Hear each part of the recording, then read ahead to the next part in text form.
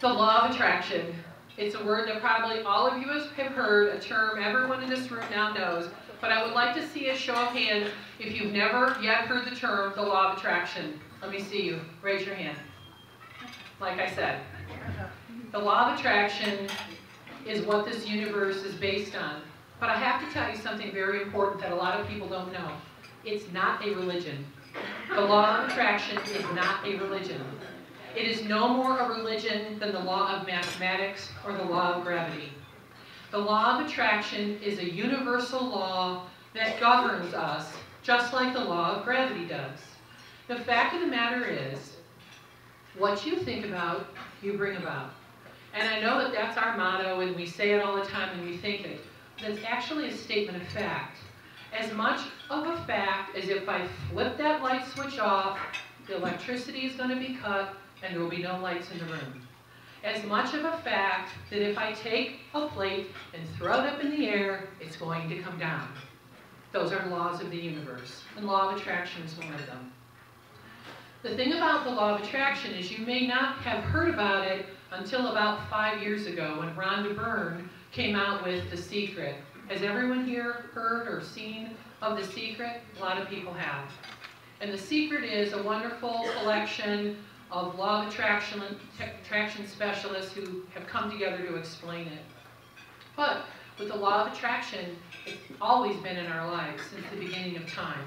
Have you ever heard the saying, what you think about, you bring about? Could the day get any worse? That's really common for people to say they're having a bad day. When it rains, it pours. Those are all really common things. That's actually the law of attraction in action. Because even if your thoughts are bad thoughts or negative thoughts, it's going to create more in your life. And there's also a saying that says, what goes around comes around. I've heard that my whole life. That's a very common thing. What goes around comes around.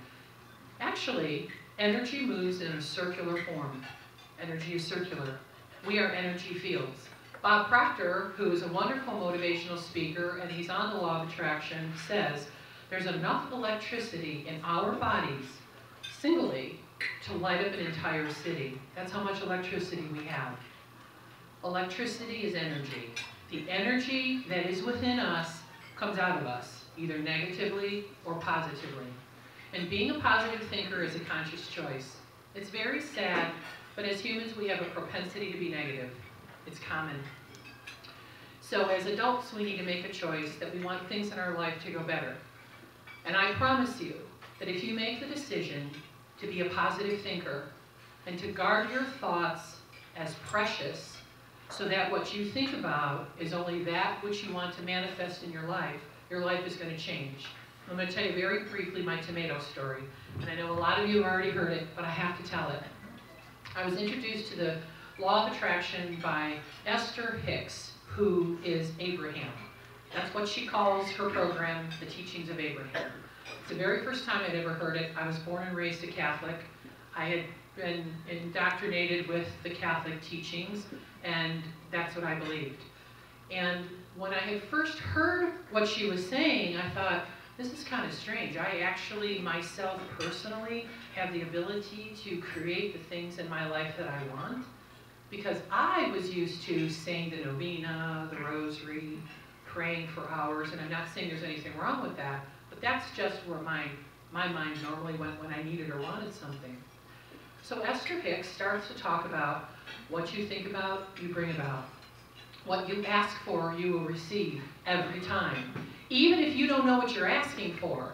Because if you're caught up in complaining and being negative, you're only asking for more of that. Because what goes around comes around. Because everything works in that circular motion. So this one day, I was listening to her CD, which I do every morning. At that time, I listened to her every morning. This is before The Secret came out. And I would spend 10 minutes in what she called a mental workshop. A mental workshop is this. It's just your time to be quiet and reflect, to see in your mind what you want, which is also the same as asking for it. To believe that it's going to come with a knowing, you just know if you ask for this, it's going to happen. And what happens to us when we have that sense of faith, it creates a really positive, good feeling. Kind of like if you just won the lottery. even before that check is in your hand, you're just holding that single lottery ticket and you know it's the winning numbers, how good that would feel even before the check is in your hand. So that's what I refer to when I say that knowing that what I asked for is going to come. And then the third part, the most important part, is seeing what you want. Seeing it actually happening. Seeing the increase in your business. Seeing the new home that you want, whatever the case might be. So that's the three components to manifesting. It's asking, believing, and then seeing yourself as having it. Well, this one particular morning, I was listening to her talk, and on this particular CD, she says, everything you ask for, the universe delivers to your front door. And it's held there in escrow until your emotional vibration of happiness and positivity matches what you've asked for. And once it matches it, meaning you're positive and you're creating that positive energy, it'll come into your life. Well, I thought that was really cool. And you know, I listened to it and visualized the things that I wanted in my life. I was done now at this point for my morning meditation, and I just sat there for a moment. It was a Saturday, I didn't have a lot to do, and I just started to think about things. And I started to think about how much I missed my mother, who had died 7 months before, and I started to think about what I would normally do in the summertime, which was plant a tomato garden for her, because she loved tomatoes. And I started to see the garden, remembering the many gardens I planted, and those homegrown tomatoes that I would pick off the vine, wash in the kitchen sink with cold water, slice it up, put it between 2 pieces of white bread, and bring it to her with mayonnaise and salt and pepper on it, and how much she loved it. I mean, this is the thought I'm having. I want one of those. They're delicious. So now, in this morning, I'm thinking about homegrown tomatoes, and I say to myself, I want homegrown tomatoes. I know I can't plant a garden this year, but I want homegrown tomatoes. Oh, I'll get them, no problem, because there's a roadside stand that sells fruits and vegetables. I'll have them. 3 weeks later, my husband, Reverend David, I say Reverend because he's not allowed to lie, and he can vouch that this is the truth. He's an ordained Protestant minister. He officiates weddings, if you know anybody get married. So, this one particular Saturday morning, we're coming home, and we do not live in the country. We're walking up to our front step, and in the crack of cement where the front sidewalk meets the stoop at my front door, there's a little weed growing out of the crack. And I bend down to pick it up, and David says, that looks like a tomato plant. And I said, how would a tomato plant get at the front door? He was right. It was a tomato plant. I happen to have a picture.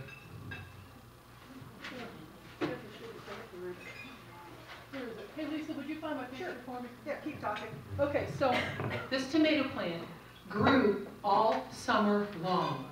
It bared fruit all summer. We picked the tomatoes constantly. It was so heavy that David had to duct tape. He loves duct tape. He loves it. He duct taped the tomato plant to the siding of our house because the base of the tomato plant was being pinched into cement. And you can see it in the picture. We bore tomatoes all summer long. That changed my life. The moment we realized it was a tomato plant at my front door, remember that's what she said, my life was changed. Since that moment, I have manifested so many, holy crap, I can't believe this just happened moments. I was born and raised Catholic, I have a mouth. So there have been so many things in my life that I've manifested that I can't even take the time to tell you. But that was a turning point for me. But you know what happened for me? And I'm going to relate it in a religious term because it's just how I see it in my mind. That moment that doubting Thomas touched the holes in Jesus' hand. Do you know what I'm talking about? That was that moment for me. Because I realized I don't care if a squirrel probably pooped it out in the cement. Doesn't matter to me how it got there. I do not care. That's not for me to be concerned with. What I care about is that tomato plant grew at my front door and bore tomatoes for me all summer long. I then went on to many incredible things. There have been moments in my life that have been very, very difficult. I had had a very successful business. I was a builder marketing specialist. I had over 75 builders that were my clients that paid me a very substantial amount of money every month to do their marketing. And then the builder market crashed. I went from 75 builders to 10 in a matter of 3 months. Bankruptcy was knocking on my door. However, it didn't matter because I knew that all I had to do was visualize. All I had to do was stay positive and ask for what I want, because what I think about, I bring about. And many wonderful things actually happened as a result of the crash of my business, like more free time and things like that, and a much more viable business than I ever had before. But the best part is, I have become friends with my clients. I can say, as a businesswoman, and we don't usually say this in corporate America, I love my clients. My clients have become my friends. My friends have come over to my house for dinner because I love them as my clients. And you know, there is that point between the spiritual side of life and the professional side of life. And when we can somehow bring those two together, we are really able to manifest incredible things. Now, I would be remiss if I didn't tell you another really important thing about manifesting. One of the single most important things is to trust your instincts.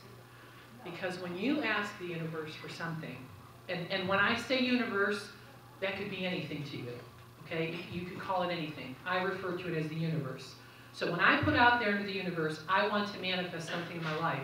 It's not up to me to decide how to do it. If I say, I want to increase my business by 10 new clients, or I want to start a newspaper that reaches every single house in a city that brings good news. I have no idea how I'm going to do it, but I just trust the universe. You also begin to prepare for it. Because if you're asking for an increase in business, but you're inundated, your office is inundated with files that maybe haven't been processed, or you're not even servicing all of your clients that you have now, that's just going to compile more negative onto more negative. But when you ask for something and you begin to prepare the way, I said to my husband David, I'm going to start a newspaper with Lisa. Be prepared. This is going to be incredible. Let's start getting our home office ready for its growth. So we did that. Even before anything happened, we started moving things around, reorganizing things, because I knew that it was coming. And here's the most important, like I said, is trusting your instincts. Because you never know, if you have the instinct to make a left turn when you should be making a right turn, maybe the house that you've always wanted is on that street.